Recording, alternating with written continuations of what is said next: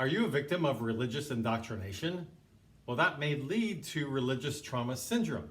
Well, let's explore all of this on today's Ask a Shrink. Hang on.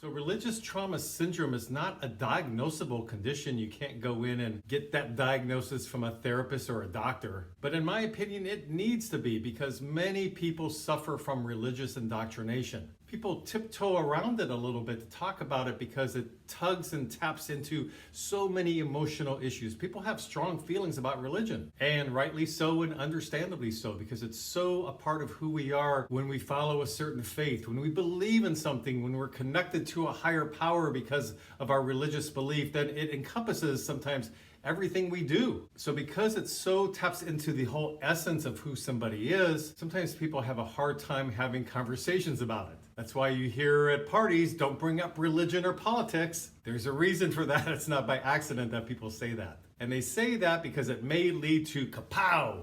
There may be disagreements, defending your position. I'm right, you're wrong. And there's a lot of emotion around it. But today, let's look at religious indoctrination, which is a part of religious trauma syndrome. I've done one video on the topic already. You can find the link below. And I've had a lot of response to it. I've learned a lot through some of the comments. People bring up very valuable points. And so I can tell it's a topic that needs to be explored a little bit more. That's why I want to do another video. Primarily, it has to do with people who are leaving or have left a very authoritarian, dogmatic religion, and they're not supposed to be leaving. And because they left, they get messages from various people, whether it comes from authorities in the church or family members, loved ones, our spouse, our friends. How dare you leave? How dare you make a choice for yourself? And so there's trauma that can go around this type of decision, along with the person themselves, not just about the leaving per se, but also that they may have conflicted feelings and beliefs about the religion.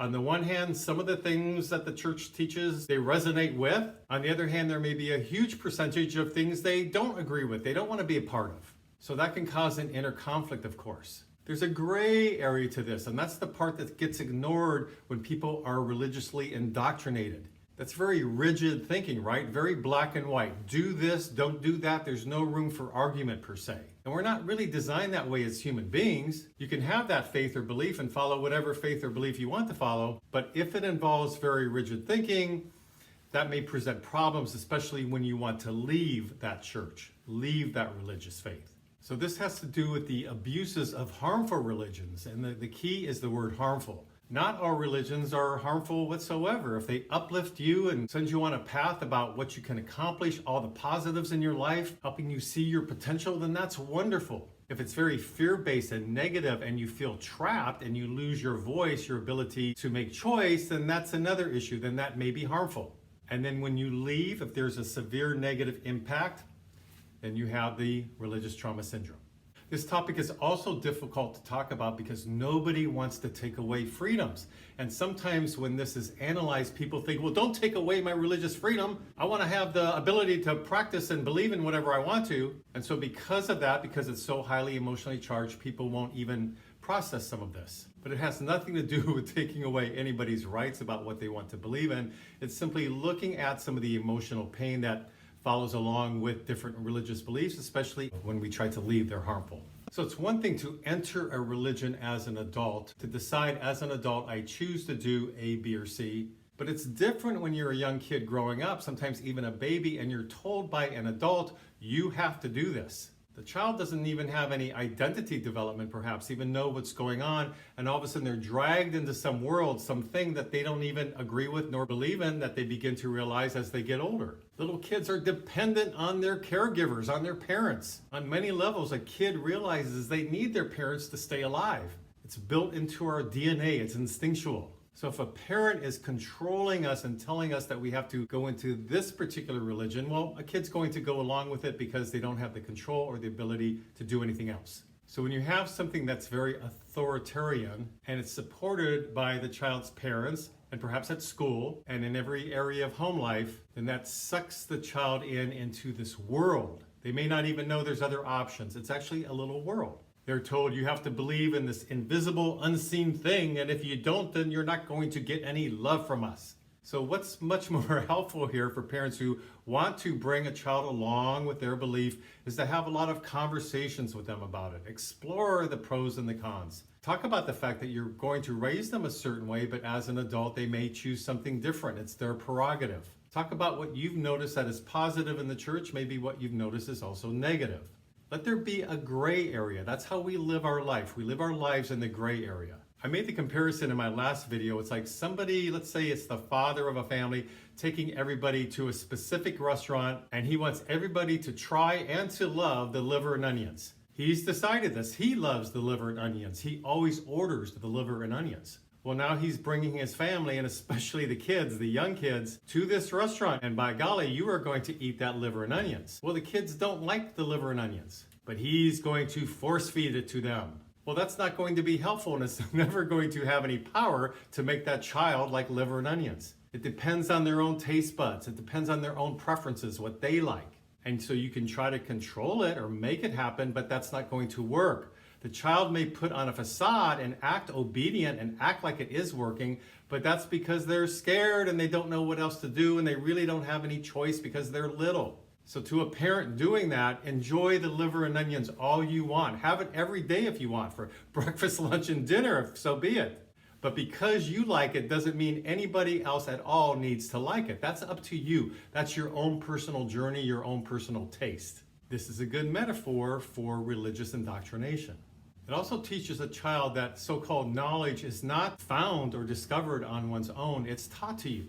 Yes, we need to teach children not to cross the street without looking at the light, to brush their teeth every day, to put on clean clothes in the morning. So these are living skills. Living skills are different from a personal belief, from something very, very subjective. It's the essence of who we are. You can't control that. And then what does that do? It puts a hamper on independent thinking. Because if a child falls into that, and many children do, then they're thinking they really don't have a mind of their own. They have to do what authority tells them to do. They have to succumb and believe, and if not, they're going to get punished. And that's not going to help them in life, because going through life, through all the stages, the 20s, the 30s, our 40s, our 50s, and so on until we die, we need to be able to problem solve and figure things out in our best interest. What's best? Sometimes we have to grapple with what's best. We don't always know. Sometimes we learn by trial and error. Sometimes we need to fail in order to grow. We learn through failure. So when all that is removed, which is independent thinking, then that sets the child up for all sorts of problems as they go through life. This then can spider into other problem areas because punishment is used as discipline. Well, now discipline is seen as a negative thing. It's a fear-based thing. Discipline doesn't always have to be negative, nor should it be anywhere close to that. We can reward instead of taking away. This is a very fear-based, everything is wrong, I'm wrong, I can't do anything right. And any child who's controlled in this way, because this is about control, will struggle with their normal developmental stages in life.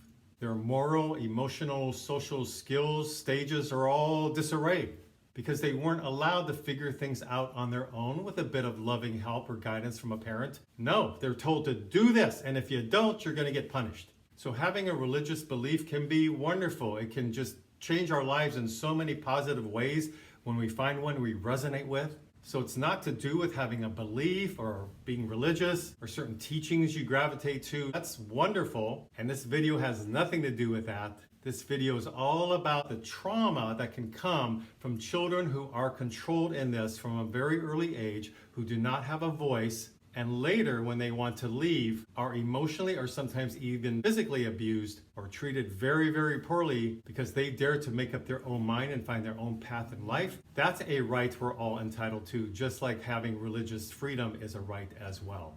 Both rights exist, and that's the gray area that I'm talking about. So I hope this video has been helpful to some of you. I know in my private practice, some of my clients who are suffering from religious trauma syndrome are very, very damaged, very emotionally damaged. A lot of therapists see this damage. And so I'm hopeful that this video will reach some of you, especially any parents out there who are thinking about being very authoritarian in the way they're going to religiously train their child. Please leave me some comments below. I'd love to hear any comments, input you have about this topic. Please subscribe to my mental health channel if you like these kind of videos. And until next week, this is Brad Shore signing off from Ask a Shrink.